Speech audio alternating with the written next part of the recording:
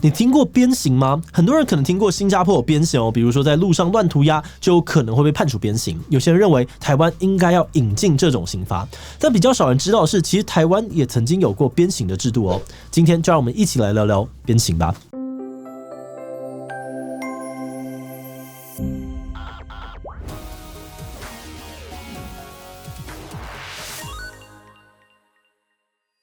Hello， 大家好，我是志祺。在重大刑案以及酒驾撞死人这类的新闻讨论区里面，我们很常会看到呼吁呢，应该要向新加坡学习引入鞭刑的声音。有人认为之所以会有这么多严重的治安事件，就是因为刑罚不够重或者吓阻力不够强，所以应该要引入吓阻力更好的鞭刑。像新加坡就是一个很好的例子，他们有鞭刑，人民也很守法。那针对这样子的想法，就让我们团队非常好奇哦，鞭刑到底有多可怕？为什么可以达成这么厉害的效果？所以今天呢，就让我们来讨论一下鞭刑的前世今生，以及到底是怎么执行的。不过在开始之前，按照惯例，还是先来一段工商服务时间。你常常睡不好吗？生活压力大，睡眠品质也跟着变差。想要充饱电的你，缺的或许就是一张适合自己的床垫。今天要介绍的是美梦云，一个希望大家都能够好好睡觉的品牌，强烈主张睡眠是基本人权。他们推出新一代记忆棉床垫，舒适服帖，支撑又透气，多层复合式的记忆棉结构更能够贴合每个人的身形，正躺、侧躺都能够好好放松，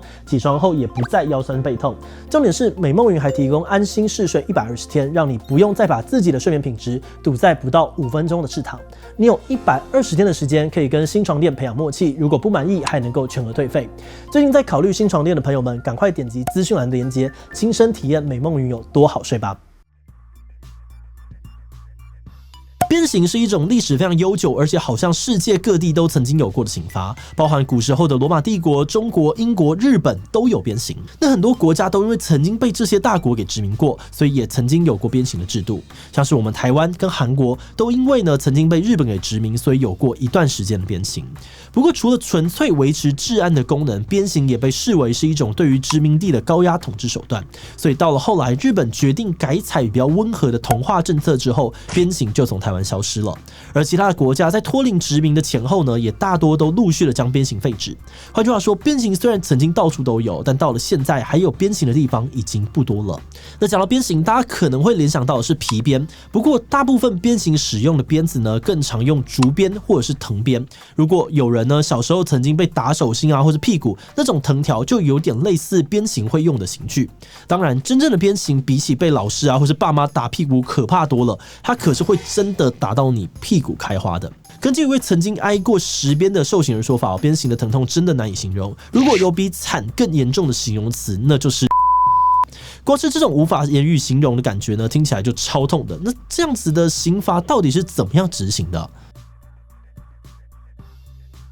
我们就以新加坡的鞭刑来当作例子好了。在执行鞭刑的当天呢，犯人们会先进行健康检查，目的是为了确保身体状况扛得住接下来的鞭打。而检查完之后，大家才会排队，慢慢的等待接受鞭刑。而在进入监狱里面的刑场之后呢，受刑人会被固定在刑架上面，并且呢，在不能够穿任何的衣服、露出屁股的状态下，交由专业强壮的行刑官鞭打。这个行刑官是要经过特别培训的。根据受刑的人表示，他们必须要能够用1公尺长的鞭子挥出至少时速160公里的速度才算是合格。而技巧高超的行刑官呢，甚至能够控制每一次鞭打力道都相同，但落点都不一样。但为了避免造成过度伤害，整个鞭打的过程呢，也会有专业的医护人员在旁监看受刑人的状况，并且协助进行后续的医疗处置。而鞭刑使用的鞭子呢，也都会在事前先进行消毒跟抗菌。那之所以呢要有这么多严谨的步骤跟规则，就是想要让受刑人呢有最大的痛苦，但是最低的伤害。以前新加坡在执行鞭刑的地方是公开场合，但后来已经改成了封闭的刑场。换句话说，对于新加坡政府而言，虽然鞭刑具有蛮重要的吓阻力，但公开行刑所带来的那种耻辱感，并不是决定鞭刑威吓效果的关键。但以上都是新加坡的状况，在一些其他仍有鞭刑的国家，对于整个过程的要求不像新加坡那么严谨，也依然有公开行刑的制度存在。所以说，虽然还是痛得要死哦，但新加坡的鞭刑应该可以说是最不可怕的那一种了。那话说回来，在新加坡到底要犯什么罪才会被判鞭刑呢？在新加坡，许多的罪行都可以判处鞭刑，小到签证过期、非法滞留、破坏公务、非法集会，到更加严重的绑架、抢劫、性侵、公共危险等等，都有可能被判鞭刑。那除了新加坡之外，还在一些实施伊斯兰法的国家也保留着鞭刑。对这些地方来说，除了刑法上面的严重罪行之外呢，若有人做出了违反教义的行为，也可能被判处鞭刑。像是在马来西亚，就曾经有穆斯林女性因为进行同性亲密行为而被判处公开鞭刑，而印尼的雅吉省也曾经有人因为婚前性行为而被判处鞭刑的案例。那既然以前很多地方都有，为什么现在有鞭刑的地方那么少呢？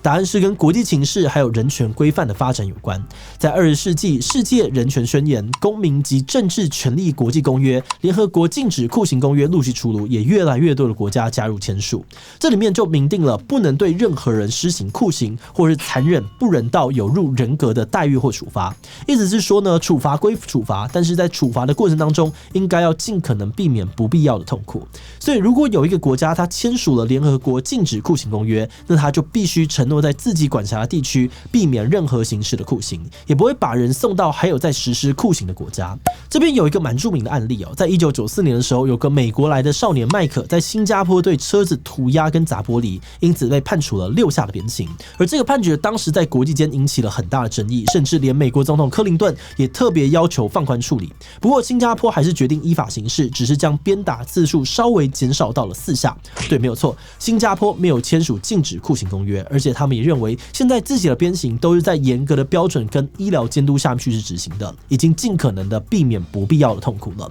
那这边就有一个问题是，为什么新加坡对于鞭刑会这么的执着呢？其实从1963年脱离英国殖民之后，新加坡针对鞭刑有经历过好几次的修法，而这次修法的过程也很值得讨论。早期的修法方向呢，主要是着重于增加更多鞭刑的适用范围，并且针对一些较严重的犯罪加重执行，像是1973年让恐吓取财或是帮派冲突的罪强制鞭刑，或是1984年的时候因为强盗、侵入住宅或窃盗等犯罪率持续的上升，所以提高了最低执行的鞭数等等。不过到了2007年的修法时呢，讨论的方向开始有了一些变化。当时新加坡政府还是因应民众期待，把违背意愿性交行为纳入鞭刑的条文。但是呢，这个讨论的过程当中，也有委员提出，性犯罪者不应该只是处以监禁刑或者是鞭刑，而需要借由心理治疗还有社会复归来协助这些罪犯校正心态。但不管是哪一次的修法当中呢，过程当中都含有民众期待，因为一直以来这个制度在新加坡都有非常高的民意支持。而近几年的调查也验证，大多数的新加坡人呢，相信鞭刑可以有效的控制犯罪，也支持着鞭刑。新加坡政府自己也认为鞭刑跟良好治安有很强的关联，所以有很多想要改善治安的台湾人都非常的羡慕。那么台湾政府对于鞭刑的立场是什么呢？虽然台湾没有办法以国家的名义参与签署之前提到的国际公约，但在2018年的时候，行政院通过了一个草案，希望将联合国禁止酷刑公约国内法化，要与世界人权给接轨。所以面对联合国禁止酷刑公约，台湾跟新加坡政府的态度很明显的并不一样。对于这样子的差异呢，有些人喜欢，有些人不喜欢。偏向要效法新加坡的声音呢，立场跟新加坡民众类似，他认为新加坡有鞭刑，而且治安也确实蛮好的，所以觉得台湾应该要有鞭刑。但另外也有一些人会质疑哦，新加坡的治安会好，真的是因为有鞭刑吗？要讨论这个问题其实有点困难，毕竟新加坡从脱离英国殖民到现在，并没有经历过没有鞭刑的年代，所以我们只能够从其他的研究来找到一些端倪。虽然不是直接针对鞭刑哦，但有一些研究就发现，预先宣告的严刑峻法，有的时候呢，对于犯罪行为的吓阻确实还蛮有用的。那这个研究同时提到了严刑峻法跟预先预告，也就是说呢，一个有吓阻力的刑罚，可能要有严重性以及确定性，而这两者相比，提高确定性效果又更好。也就是说，除了加重刑罚以外呢，提高判刑的可能或许是更重要的。从这个研究的角度来看，新加坡的治安好，除了有严刑峻法之外呢，也可能是因为他们的执法非常的确实，让大家不会心存侥幸，所以比较不敢犯罪。在进入观点以前，我们要先谢谢大家把影片看到这里。那在这里，我也要特别的感谢志祺七七所有的会员，因为有了大家的支持跟赞助，我们才能够持续的运作这个频道，制作今天这种几乎一定会被黄标的主题，真的是非常的谢谢大家。那如果你愿意支持我们走得更远，欢迎点击频道主页的加入按钮，成为我们的会员，或者也可以用超级感谢小额支持我们。那话说回来虽然说台湾目前并没有鞭刑，但支持鞭刑的人还真的不少。2017年的时候，曾经有人在公共政策参与平台上面提案，对于酒驾累犯、性侵犯以及对幼儿伤害等等增设刑罚处罚的方法，增加鞭刑制度，在短时间内就获得了3万人以上的连署。我们认为酒驾、性侵或是伤害幼童真的都是非常糟糕的行为，大家都想要惩罚这些犯罪者，或是尽可能的去提前吓阻这些罪行。尤其看到隔壁的新加坡治安那么好，也当然希望可以效仿。但与此同时，我们也看到了那个美国麦可的著名案例，涂鸦跟打破汽车玻璃这种相对轻微的罪行，加上美国总统那么大的面子，都只能让受刑人少被打2鞭。这或许代表新加坡除了对鞭刑之外，执法也非常确实，因此让人不敢心存侥幸。所以如果是要去吓阻犯罪，那除了引入鞭刑的讨论之外，或许也是有加强执法、提高犯罪者被抓到的可能性，或是提升判刑的几率等等这些不同的方向可以讨论。不过无论是要额外增加哪一种刑罚，又或者是在现有的刑罚当中加强执法，在执行上面都会有很多不同的困难，而且如果要更严谨的执法，也有可能会出现扰民或者其他不同的争议。那这个部分还有很多可以深入讨论的地方，但今天因为时间的关系，我们就先讲到这里吧。好的，那最后想问大家的是你支持我们台湾引入鞭刑吗？支持台湾都没有什么在执行死刑了，还是要有够重的刑罚才能够吓阻犯罪。并不支持大部分国家都已经禁止酷刑了，怎么可以走回头路呢？ C 现有的其他刑罚应该要更明确的执行，没有改善再来引入鞭刑。D 其他留言分享你的想法吧。最后，因为被黄标的关系 ，YouTube 演算法可能会大大的减低这支影片的触及率，所以如果你觉得这支影片这内容非常重要，请多多帮我们分享出去，让更多人知道什么是鞭刑。此外呢，可以点击这个地方看看废除死刑以及加重酒驾刑责的相关讨论。那么今天的这期就到这边告一段落，我们就明晚再见喽。